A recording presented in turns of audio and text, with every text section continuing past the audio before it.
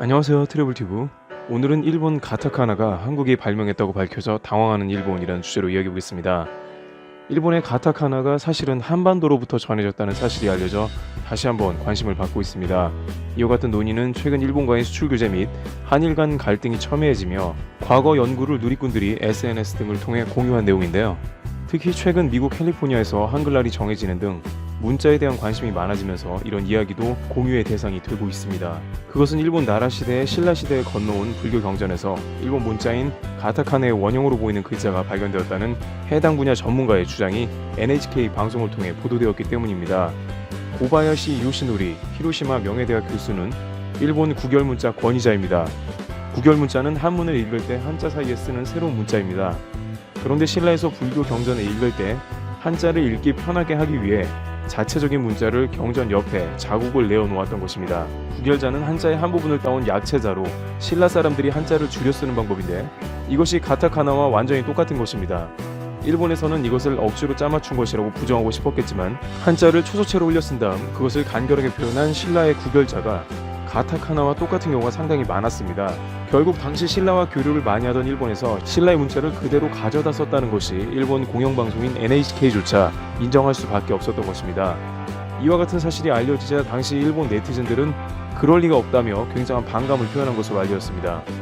안 그래도 일본의 많은 문자는 중국에서 온 한자로 구성되어 있는 데다가 가타카나마저 한국은 현재 사용하지도 않는 과거의 구결 문자를 따온 것이라는 생각은 자존심이 상하는 것이라는 반응을 보이고 있습니다.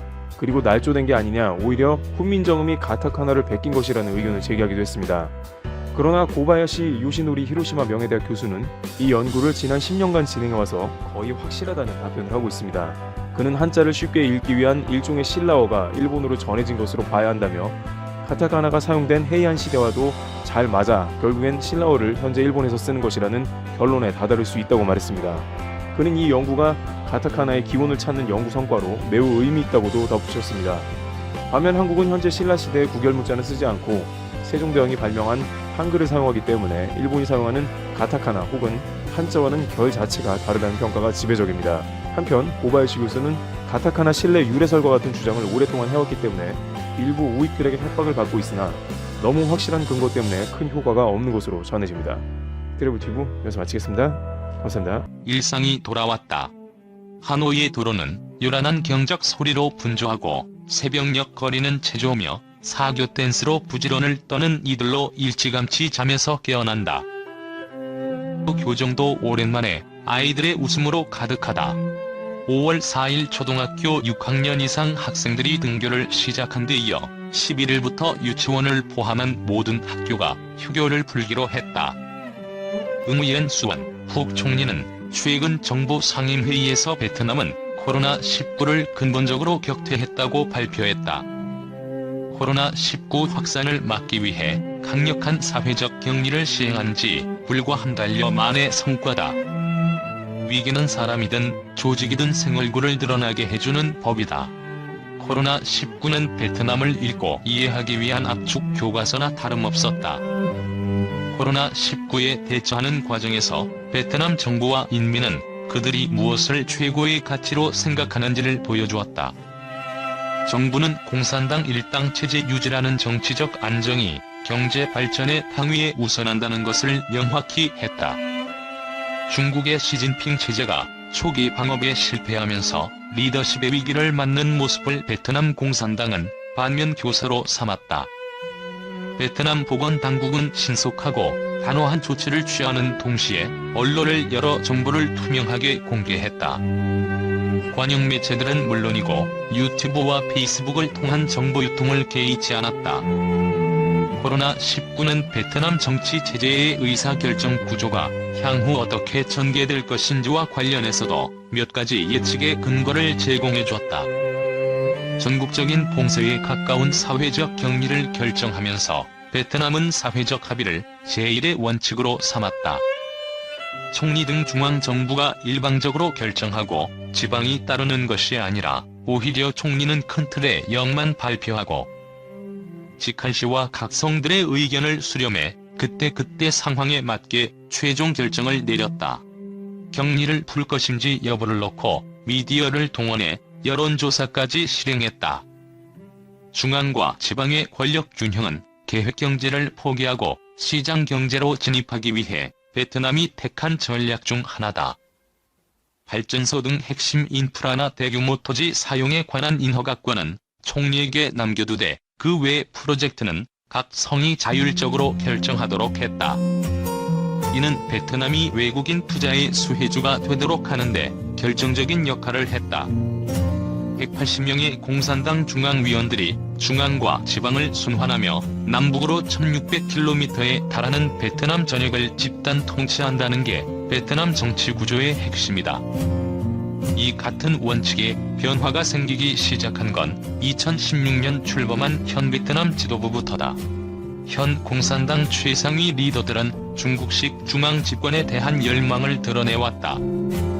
주석과 당서기를 응위한 부종 당서기가 2018년 10월부터 국가 주석을 겸한 게 신호탄이었다. 집단 지도체제는 점진적 변화와 안정에는 적합했으나 비효율과 부패라는 부작용을 낳았다. 모두의 합의는 곧 누구도 책임지지 않겠다는 말과 상통했다.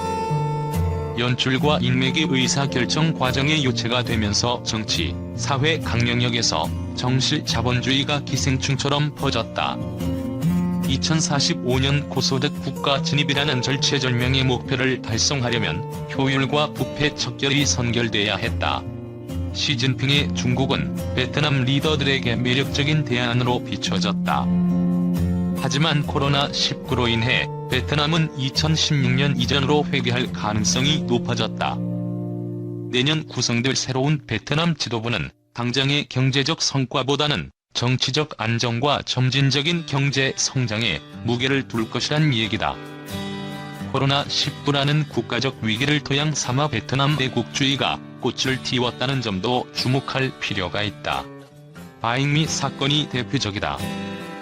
대구에서 코로나19가 확산될 무렵 베트남 정부는 다낭에 입국한 한국인 관광객들을 예고 없이 시설에 격리시켰다. 처우를 묻는 한 방송과의 인터뷰에서 한 관광객이 바잉미를 가리켜 빵 쪼가리 몇 개라고 표현하면서 베트남 네티즌들의 반발을 샀다. 베트남 정부가 한국과의 관계 손상을 막기 위해 금기에 가까울 정도로 금해왔던 한국의 베트남전 참전 얘기까지 등장했을 정도다. 베트남은 1975년 전쟁 종식 이후에도 북과 남에 보이지 않는 갈등을 겪어왔다. 무력을 통한 통일은 민초들의 삶에 깊은 상처를 남겼다. 역사적으로도 베트남은 단일 민족 공동체라는 의식이 약한 편이었다. 남북으로 1600km에 달하는 특이한 모양의 영토는 khmer, 참파 등 다양한 이민족 왕조들에 대한 정복 위에 세워졌다.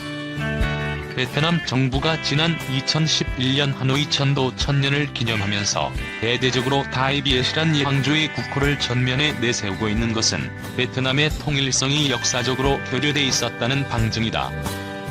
시장 경제로 전환된 이후 베트남 애국주의는 2014년 반중 시위에서 폭력적인 방식으로 드러나기도 했다. 이번 코로나19 사태에서 나타난 베트남 애국주의는 자국의 문화와 역사에 대한 자긍심을 근거로 삼고 있다는 점에서 반중 시위 때와 다르고 향후 폭발력도 훨씬 커질 가능성이 높다. 베트남의 대중매체들도 베트남적인 것을 강조하는데 열을 올리고 있다. 캔14는 위초이스 어워즈라는 시상식을 매년 열어 네티즌들이 뽑은 올해의 인물을 선정하는데 시상대에 오른 인물들은 베트남적인 것을 잘 구현한 연예인, 예술가, 스포츠맨들이 대부분이다. 박항서 베트남 축구 국가대표팀 감독도 2018년에 선정된 바 있다. 베트남 애국주의를 가장 빠르게 흡수하고 있는 층은 젊은 세대들이다. 그 중에서도 2000년대 이후에 출생한 밀레니엄 세대들에 주목할 필요가 있다. 중국에선 이들을 링닝후라고 부른다. 작년 기준으로 베트남의 15에서 19세 인구는 남녀 각각 7.2%, 6.2%의 비중을 차지하고 있다. 베트남의 초혼 연령이 20대 중반이라는 점을 감안하면 이들의 부모는 30, 40대 중반 세대들이다. 베트남의 밀레니엄 키즈들은 베트남 경제 성장의 과실을 고스란히 누리고 있는 첫 세대라고 할 수 있다. 선진국의 동년배들 못지않게 인터넷과 모바일 세상의 혜택을 흠뻑 받고 있다. 그들의 부모들은 비록 전쟁을 겪지는 않았으나 전후의 고단한 삶을 유년 시절 체험해야 했다. 대형 로펌의 변호사로 일하고 있는 40대 초반의 한 변호사는 아버지가 교사였지만 집에 돈이 너무 없어 형과 함께 농번기 농촌들을 돌며 아이스크림을 팔았던 일이 기억에 생생하다고 말했다. 1990년대 본격적으로 시장 경제로의 전환 효과를 누리기 시작하면서 베트남은 10년 주기로 기존 세대와는 다른 새로운 젊은 세대들의 등장을 맞이했다. 1990년대엔 이들을 송보이라는 말로 표현했다. 밤이면 일군의 청년들이 스쿠터와 오토바이크를 몰고 거리를 질주하며 자유를 만끽했다. 그들은 때로 공공장소에서 여자친구와 입을 맞추고 포옹하는 등 금기를 깼다. 당시를 기록한 뉴욕타임즈는 이렇게 적었다. 20살 무렵에 일군의 남성들이 자신의 오토바이크 안장에 여자친구를 태운 채 거리를 질주한다.